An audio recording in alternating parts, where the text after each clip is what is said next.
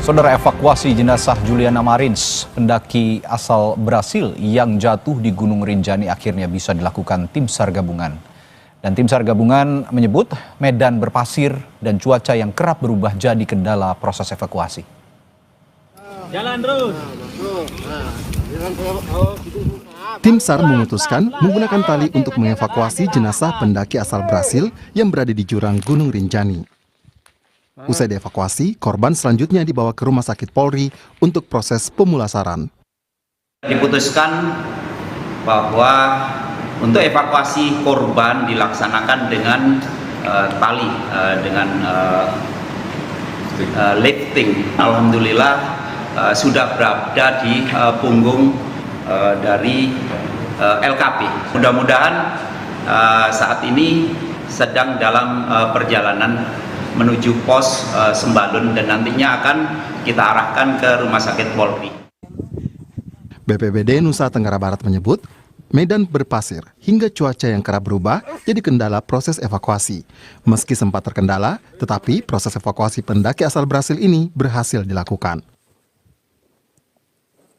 Kendala begitu dalamnya posisi jatuhnya korban, kemudian kondisi cuaca ditambah juga dengan kondisi geologi yang ada di sekitar tebing tersebut, yaitu berpasir dan memiliki batuan yang lapuk, sehingga harus hati-hati untuk menghindari jatuhannya batuan, termasuk juga pasir menimpa daripada petugas yang di bawah, termasuk juga korban yang akan diangkat ke atas.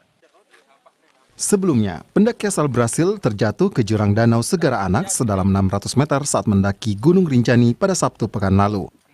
Korban diketahui terjatuh saat rombongan hanya menemukan peralatannya usai memisahkan diri untuk beristirahat. Tim Liputan, Kompas TV. Dan untuk mengetahui proses evakuasi korban selengkapnya kita tanyakan jurnalis Kompas TV Fitri Rahmawati langsung dari Lombok, Nusa Tenggara Barat. Fitri, sejauh mana perkembangan evakuasi korban? Apa yang jadi kendala sebenarnya untuk upaya evakuasi ini? Ya, Juna dan juga saudara, hari ini, malam ini pada jenazah dari WNA Brazil sudah berhasil dievakuasi dan kami mendapatkan informasi bahwa keberhasilan evakuasi itu terjadi pada pukul 16.20 di mana jenazah dari WNA Brazil Juliana Marins ini berhasil diangkat ke Pelawangan oleh tim evakuasi yang melakukan proses evakuasi di wilayah tempat jatuhnya WNA asal Brazil ini. Dan setelah pukul 16.20 kemudian jenazah yang sudah berada di kantong jenazah berhasil juga dibawa hingga ke pos 4 pada pukul 17.20. Dan di situ kemudian saat ini tim evakuasi tengah berjalan menuju ke pos 2. Dan saat ini kami di malam hari ini sedang menunggu proses evakuasi pada pukul 19.40 ini kami sedang menunggu proses evakuasi dan sekarang berada di pos SAR gabungan. Saat ini semua rekan-rekan media sedang menunggu kedatangan ambulan yang akan membawa jenazah dari Bukit Tiga yang melakukan proses evakuasi dengan bantuan ambulan ke lokasi tersebut. Awalnya kami memprediksi, Juno, bahwa akan melakukan tim SAR akan melakukan proses evakuasi itu menggunakan ambulan pada gerbang kandang sapi. Akan tetapi kemudian baru saja kami mendapat informasi bahwa ambulan tengah menuju ke SAR gabungan, ke posko SAR gabungan ini pada hari ini dan menurut rencana sekitar 2 atau 3 jam ke depan ambulan akan sampai di lokasi ini, Juna. Baik, Fitri, usai dievakuasi selanjutnya jika nanti berhasil begitu, korban akan dibawa kemana dan sudahkah ada pernyataan juga dari perwakilan kedutaan besar Brasil di Lombok? Menurut rencana korban akan dibawa dari posko SAR gabungan ini, jenazah korban akan diserahkan dulu kepada pihak keluarga yang saat ini sudah menunggu di dalam posko gabungan ini dan mereka sedang berkoordinasi dengan aparat kepolisian, juga Badan SAR Mataram, TNGR dan semua pihak yang ada di lokasi ini untuk proses evakuasi jenazah dari posko SAR gabungan ini menuju ke Rumah Sakit Bayangkara Polda Nusa Tenggara Barat di Kota Mataram. Dan setelah itu nanti akan diupayakan bagaimana proses pemulangan jenazah ke negaranya. Dan memang dalam pertemuan itu juga ada dari pihak keluarga, kemudian juga dari kedutaan. Hanya saja kami tidak bisa meminta keterangan dari pihak kedutaan karena mereka belum berkenan untuk dimintai keterangan atau diwawancara sampai malam ini, Juno. Baik, nanti kami akan juga minta perkembangan lagi informasi dari sana. Untuk sementara ini terima kasih Fitri Rahmawati melaporkan langsung dari Lombok, Nusa Tenggara Barat. Dan saudara, Juliana Marins, pendaki asal Brasil yang jatuh di Gunung Rinjani pada Sabtu pekan lalu, akhirnya bisa dievakuasi perlahan meskipun belum sepenuhnya berhasil. Tapi apa yang menyebabkan proses evakuasi baru bisa dilakukan beberapa hari kemudian? Hingga seperti apa prosedurnya atau SOP, standar operasional prosedur pendakian gunung? Selengkapnya kita ulas juga bersama Komandan Operasi Wanadri 28, Rizal Zulfikar. Selamat malam, Mas Rizal. Selamat malam, Mas.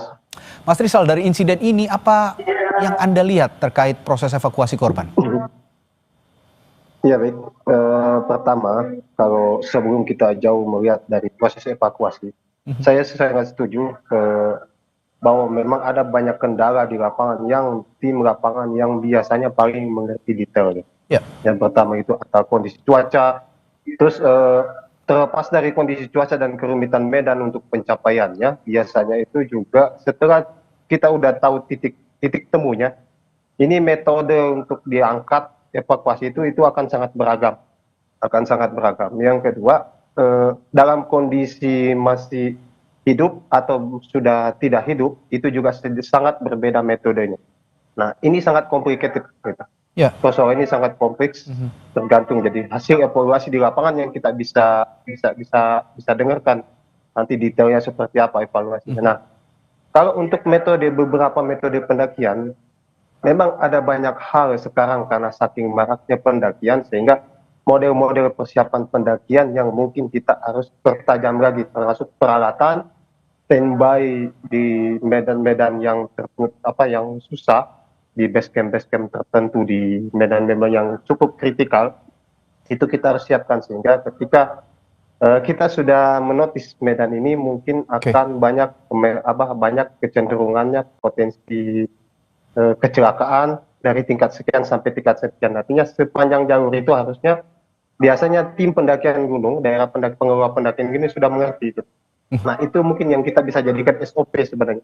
Karena tiap medan operasi gunung-gunung pasti sangat khas, Mas. Kita tidak bisa serta-merta seluruh gunung Rinjani yang terbuka vegetasinya, bebatuan geologinya berbeda dengan gunung-gunung yang ada di Jawa Barat misalkan yang tertutup vegetasinya. Itu sangat beragam. Gitu. Ya, dengan perhatian internasional yang cukup tinggi, terutama dari publik Brasil ya terhadap insiden ini, termasuk serbuan netizennya Brasil juga di media sosial. Bagaimana Anda juga melihat peran komunitas pendaki untuk mendukung operasi SAR sejauh ini? Betul. Kita banyak mengalami dari segi Wanadri juga kita banyak mengalami dinamika di lapangan. Karena yang harus kita pahami bahwa Indonesia ini dari segi relawan, kita ini bagian dari potensi SAR. Relawan tiap-tiap organisasi punya potensi SAR-nya masing-masing. Ya. Itu cukup menemui dinamika di lapangan untuk menyatukan persepsi kan gitu ya. Nah, sehingga kedepannya mungkin saran kami juga akan ada penyamaan persepsi SOP dan yang tingkat nasional sehingga kita cukup tidak terlalu beragam dalam fase aplikasi, karena ketika kita fase aplikasi, kita tidak lagi berbicara tentang konsepnya, tapi kita bicara tentang metode praktis dan teknis yang kita bisa lakukan cepat berdasarkan golden time dari seseorang survivor itu. Iya. Nah, berdasarkan pengalaman Anda juga sebagai pendaki, Mas Rizal, yang patut diwaspadai dan juga langkah yang diambil oleh Taman Nasional Gunung Rinjani selama evakuasi, apakah ini cukup untuk mencegah insiden serupa jika jalur pendakian di Pelawangan 4 Sambalun ini ditutup? Kalau terlepas dari itu kita harus mendata ulang, kita harus menganalisis kembali, variabelnya sangat banyak, sehingga mungkin kami juga tidak bisa langsung, mungkin akan ada diskusi yang lebih mendalam terkait itu gitu ya, karena variabel di pendukungan operasionalnya, jalurnya yang sudah safety atau tidak, itu nanti mungkin akan ada diskusi yang lebih lanjut mungkin Mas untuk ngebahas itu. Sehingga kita bisa secara komprehensif memutuskan, jadi menjadi keputusan bersama yang sangat baik jadinya. Ini saya ingin sedikit merunut kejadian pada saat korban terjatuh begitu ya. Korban ini diketahui berpisah sebentar dengan rombongan sebelum jatuh.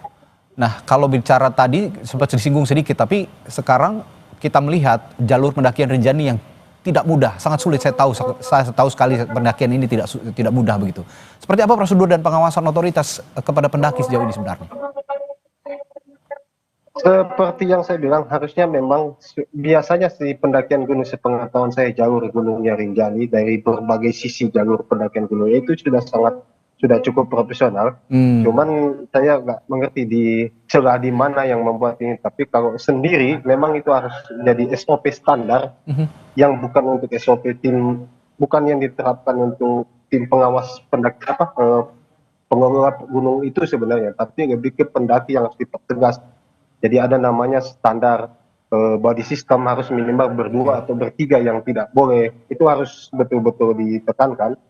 Karena kalau jujur diakui dari kasus-kasus yang kami data sebenarnya 70-80% pendakian itu hilang trouble, itu titik trouble-nya ketika dia terpisah dari rombongan, itu paling utama. Itu dia.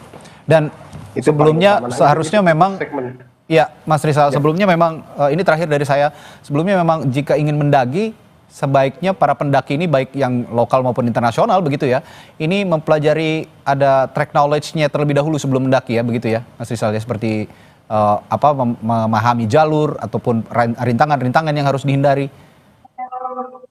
Betul Mas. Jadi gini, idealnya setiap pendakian gunung memang ada briefing dari pihak pengelola daerah situ, karena mereka cukup memahami jalur rute. Bahkan beberapa daerah itu mengharuskan mereka sudah harus ada teman situ sudah yang punya pengalaman di jalur itu.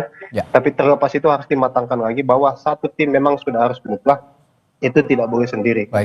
Baik berdua, bertiga dan sebagainya. Jadi mereka harus saling menjaga, dan alat komunikasi dan alat navigasinya sudah harus distandarisasi lebih bagus lagi gitu kan. Sekarang aplikasi dan sebagainya sudah cukup banyak ya. Beda zaman dulu kita masih tua peta dan kompas. Kalau sekarang sudah digital semua. Jadi saya pikir sudah terbuka untuk lebih baik lagi gitu, untuk meminimalisir, bukan menghilangkan. Kalau kita ini kan itu tidak kita bisa mungkin menghilangkan, tapi meminimalisir dan preventif. Ini yang harus kita pelajari dari peristiwa ini juga ya, meskipun Rinjani ini sudah banyak diketahui banyak orang, tapi sebaiknya yang baru pertama kali tidak memisahkan diri, tetap berada dalam kelompok begitu ya, sehingga jika terjadi hal serupa bisa dihindari begitu ya, ada insiden-insiden serupa terjadi kembali di kemudian hari. Semoga ini menjadi insiden terakhir yang bisa kita pelajari dan tidak terulang di kemudian hari.